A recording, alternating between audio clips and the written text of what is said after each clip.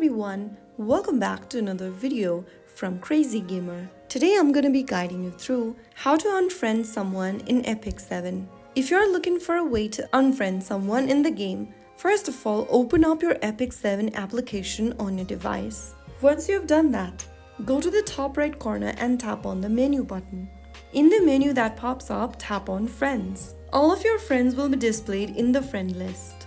To unfriend someone or to delete the friend from your friend list, tap on the little minus icon right next to user info. Simply choose the friend and tap the minus icon, and then in the pop-up when it asks you if you want to unfriend the person, click on confirm.